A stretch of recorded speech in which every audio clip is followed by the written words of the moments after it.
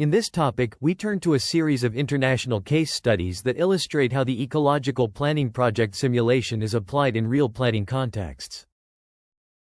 This section introduces the learning objectives and presents selected international case studies that illustrate how ecological constraints are addressed through planning and simulation. Examples include climate-adaptive district planning in Copenhagen, eco-district and low-carbon urban form in Freiburg, microclimate-oriented superblocks in Barcelona, flood risk management in Rotterdam, density and risk simulation in Tokyo, and water scarcity and carrying capacity challenges in Phoenix. Together, these cases highlight how simulation supports context-specific, resilient planning responses to diverse ecological conditions. This session uses selected international case studies to demonstrate how eco-responsive planning workflows operate in real-world contexts. The learning objectives focus on understanding how concepts such as baseline diagnostics, scenario modeling, and performance evaluation are translated into spatial strategies, regulatory tools, and implementation practices. Through these cases, participants examine how ecological and climate objectives are integrated into planning and zoning processes, and how cities adapt these workflows to their specific environmental and institutional conditions. The session also encourages comparison across different geographic and governance settings. Overall, the aim is to evaluate how scenario-based approaches address challenges such as flood risk, heat stress, biodiversity loss, and social equity, and to identify transferable lessons that can inform future ecological planning and climate-resilient urban development. Copenhagen offers one of the most comprehensive examples of how eco-responsive scenario planning can be translated into city-wide spatial strategies.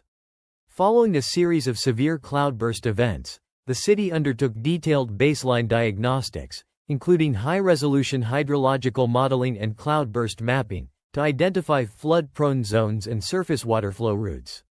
These diagnostics formed the foundation for scenario development, where planners tested alternative blue-green infrastructure configurations, such as retention boulevards, linear conveyance corridors, and stormwater plazas. Each scenario was evaluated for hydraulic performance, ecological benefit, and implementation feasibility. This enabled the city to select a strategy that balanced flood management with improvements to public space, biodiversity, and urban livability. The result was the Cloudburst Management Plan, which institutionalized preferred scenarios through district-level regulations and design guidelines. Copenhagen's approach demonstrates how climate adaptation can be integrated into everyday urban planning, combining robust hydrological analysis with multifunctional landscape design. Its use of blue-green networks as both protective and recreational infrastructure has become a global reference point for cities seeking to address extreme rainfall through spatially adaptive and ecologically grounded solutions. Beyond its technical and spatial innovations, Copenhagen's cloudburst strategy illustrates the importance of adaptive governance and long-term policy integration in eco-responsive planning. The Cloudburst Management Plan is not treated as a standalone infrastructure program, but as a living planning framework that is coordinated with transportation investments, street redesign projects, and neighborhood regeneration initiatives. By embedding blue-green infrastructure requirements into zoning codes and public space standards, the city ensures that climate adaptation measures are implemented incrementally through routine urban development processes rather than as isolated emergency responses. This institutionalization allows Copenhagen to continuously update its strategies in response to new climate data, technological advances, and monitoring outcomes. At the same time, the emphasis on multifunctionality where flood protection infrastructure also delivers social, ecological, and aesthetic benefits has strengthened public acceptance and political support. As a result, Copenhagen's model demonstrates how scenario-based planning can evolve into a resilient, scalable, and socially embedded approach to managing extreme rainfall in dense urban environments. To Singe Plaids is one of Copenhagen's flagship examples of how climate adaptation can be embedded directly into the design of public space. Originally a conventional urban square, it was transformed through the Cloudburst Management Plan into a multifunctional landscape capable of managing extreme rainfall while enhancing everyday urban life. The design emerged from a detailed analysis of local hydrology, surface flow patterns, and neighborhood vulnerability, which together identified this location as an ideal retention point during cloudburst events. The resulting intervention integrates a series of rain gardens, permeable surfaces, and planted basins that temporarily store stormwater during peak rainfall, ensuring that surrounding streets and buildings remain protected. Under normal weather conditions, these same features function as recreational and ecological amenities that support biodiversity, improve microclimate conditions, and provide green, accessible spaces for residents. Tusinge-Plads exemplifies Copenhagen's broader strategy of combining blue-green infrastructure with high-quality urban design.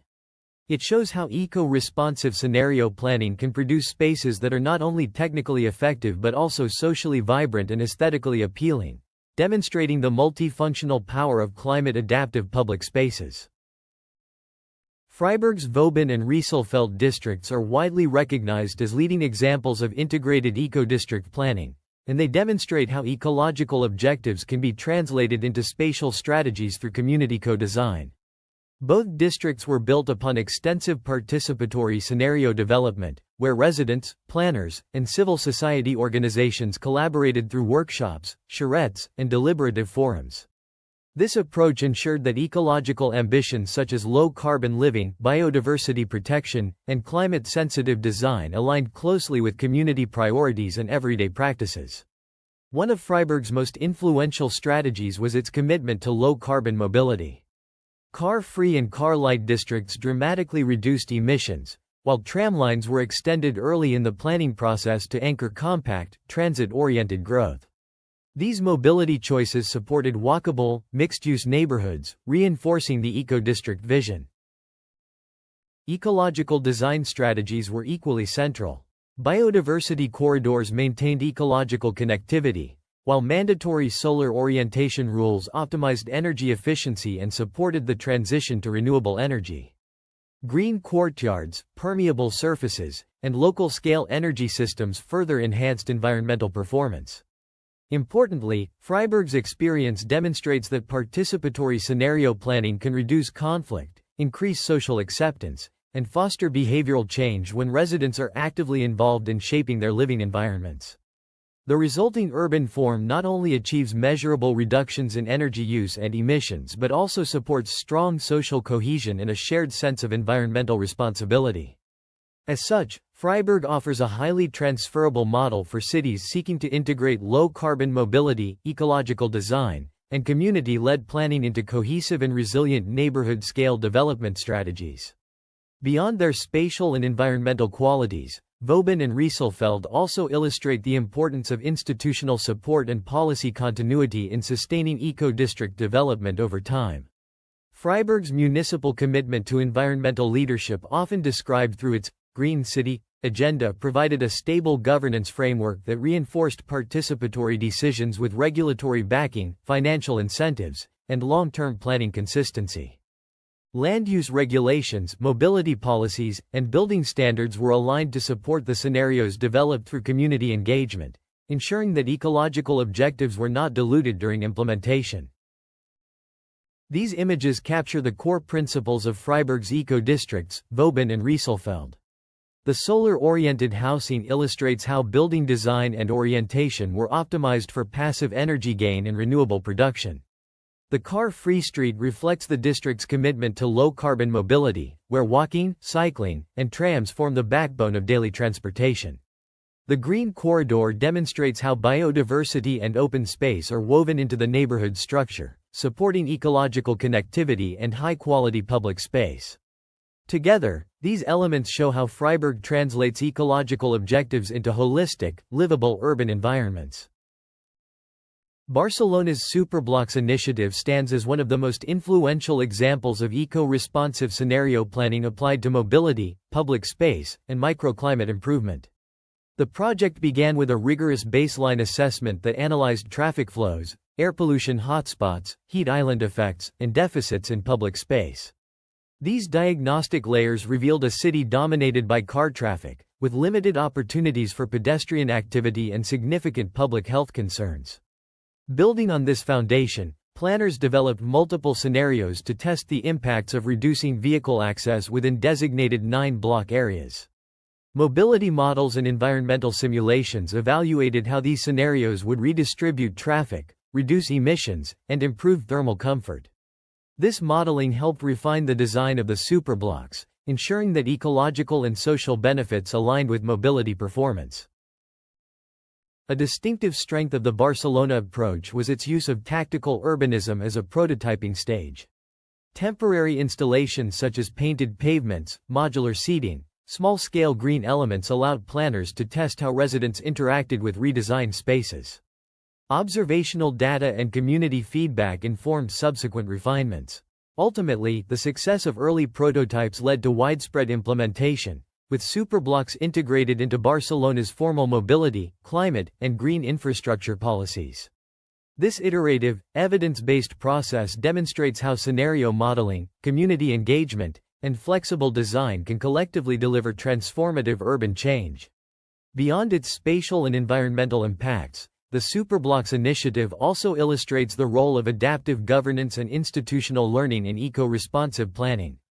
Barcelona's incremental approach allowed planning authorities to negotiate political resistance, refine design standards, and build public acceptance over time.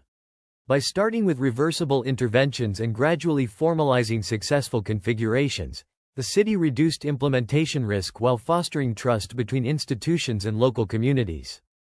Importantly, the integration of social vulnerability indicators into the diagnostic phase ensured that superblocks were prioritized in neighborhoods with the greatest need for improved air quality, thermal comfort, and public space access.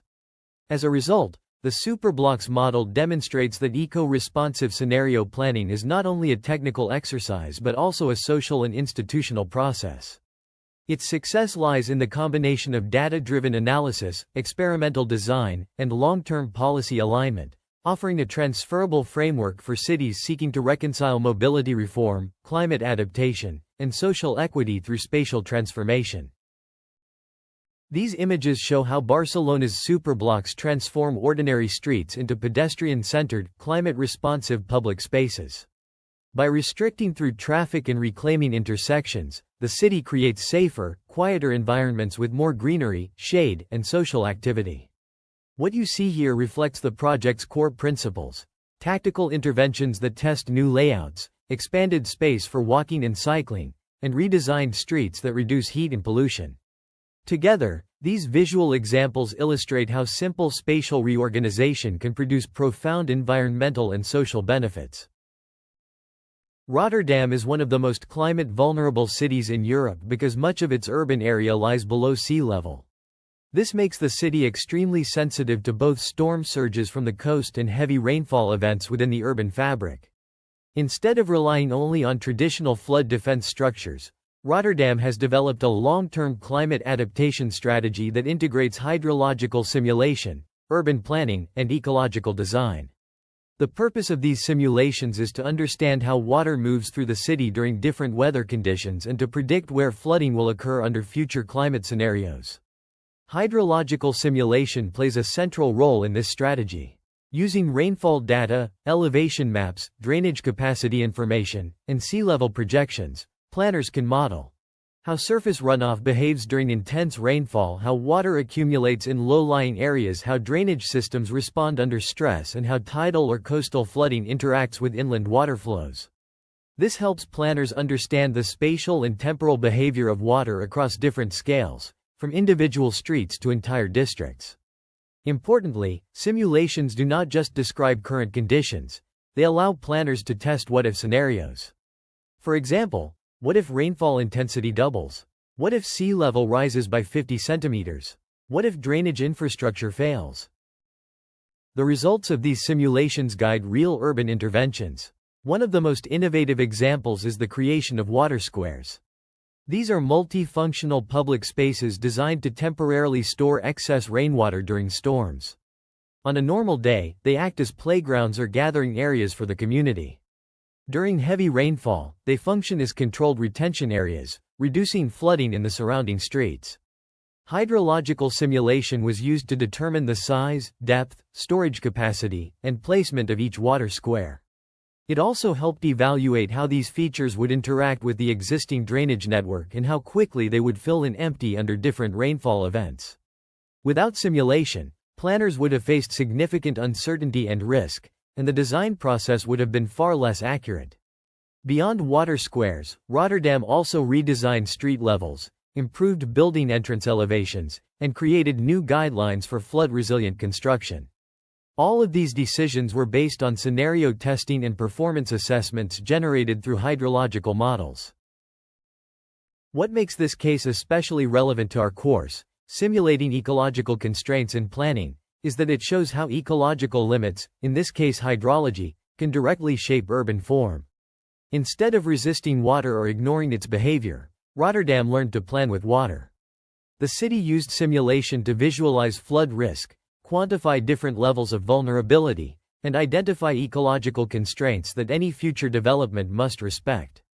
Rotterdam's strategy also demonstrates a shift toward adaptive urbanism.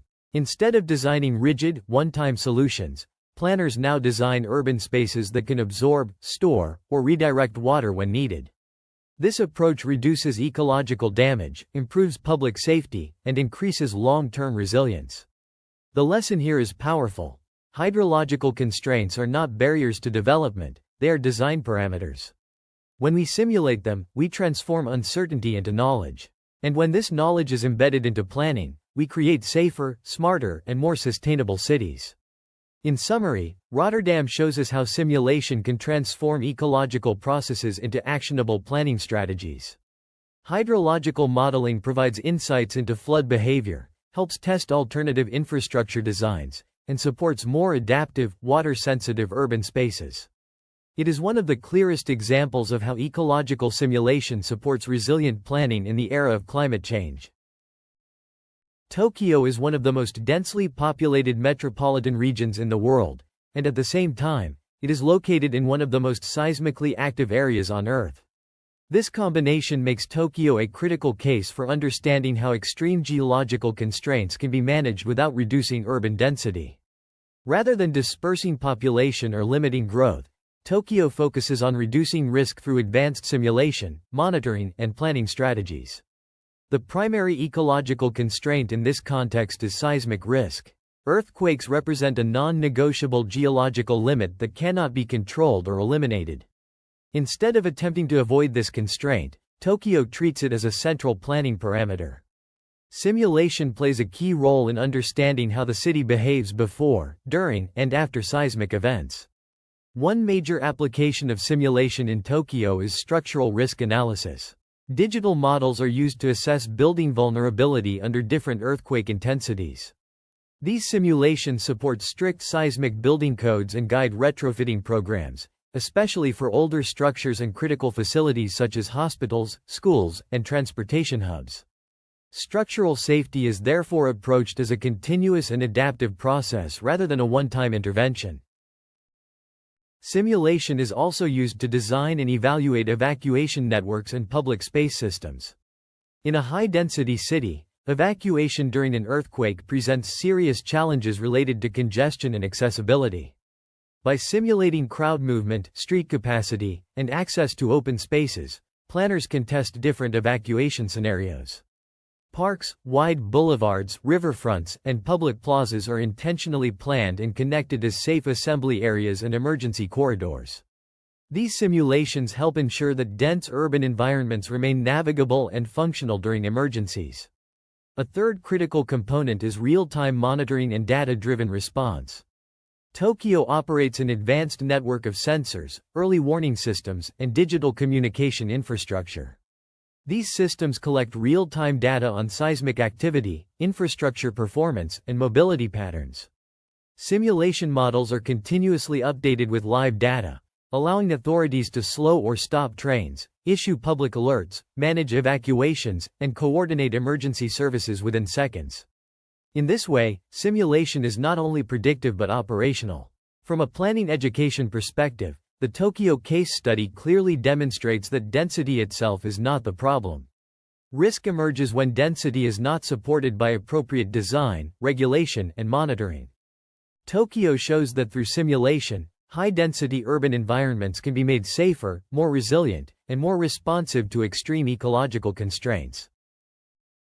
Phoenix is one of the fastest-growing metropolitan regions in the United States, yet it is located in a desert environment characterized by extreme heat and limited water resources. This makes Phoenix a key case for understanding how ecological constraints, especially water scarcity and thermal stress, define the limits of urban growth. In this context, planning is not primarily about expansion, but about managing thresholds. The main ecological constraint in Phoenix is water availability, combined with extreme heat conditions. Unlike hazards such as floods or earthquakes, water scarcity represents a long-term, cumulative constraint. Once critical thresholds are crossed, recovery becomes extremely difficult. For this reason, Phoenix relies heavily on simulation to understand how much growth the environment can realistically support. Simulation is used to develop water demand scenarios that account for population growth, land use patterns, climate variability, and consumption behavior. These models help planners estimate future water needs and test whether existing water supplies, such as groundwater, river allocations, and reservoirs, can meet those demands under different conditions. Another key application of simulation is population resource balance analysis. By linking demographic projections with water availability and infrastructure capacity, planners can identify growth limits and evaluate trade-offs between development intensity and resource consumption. This approach shifts planning from short-term expansion toward long-term sustainability. Simulation also plays an important role in assessing heat stress and urban growth limits. Microclimate and thermal models are used to evaluate how increasing density, surface materials, and reduced vegetation intensify heat exposure. These models support strategies such as limiting development in high-risk zones, increasing green infrastructure, and adjusting urban form to reduce thermal stress. From an educational perspective, the Phoenix case study clearly demonstrates how carrying capacity and ecological thresholds function as hard planning limits.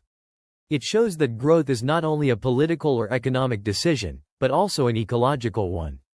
Simulation helps planners recognize when further development may exceed environmental limits and guides policies that prioritize adaptation, conservation, and resilience.